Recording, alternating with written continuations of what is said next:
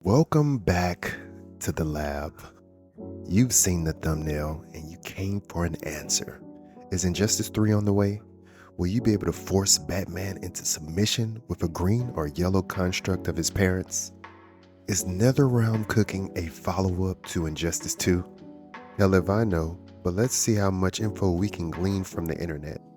Needless to say, take all of this info today with a grain of salt, as nothing has been officially confirmed. This article comes to us by way of Game Rant and basically alludes to the fact that two fans on separate occasions with no relation to each other.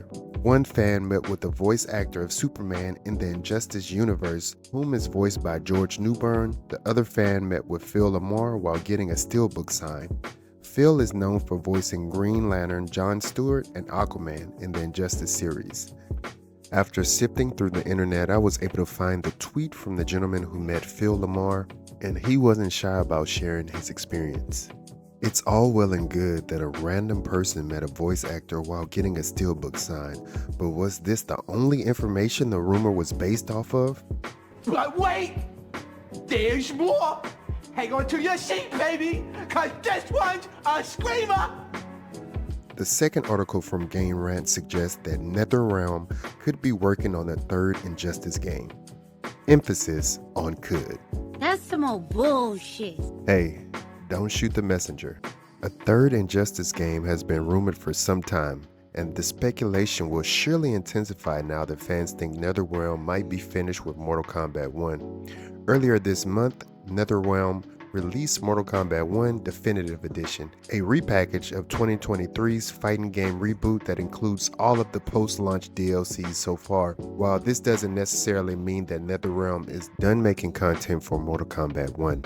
On the other hand, this might free up NetherRealm to make the long-awaited Injustice 3, and VGC reports that one unlikely source has suggested that it could be on the way. Multiverse's data miner, Multiverse Susie, recently took to Twitter to complain about how the game shutting down for the first time in 2023 was an injustice. They added that Multiverse's shutting down again at the end of May is another injustice. Then noted that being left without any new leaks to share is a third injustice. Multiverse Susie followed up with another post consisting solely of the number 3, implying that their repeated use of the word injustice was deliberate on their part.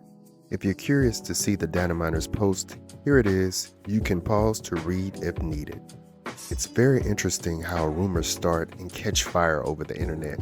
I would love to say I found photos of character models from Injustice 3, however, I was unable to find any.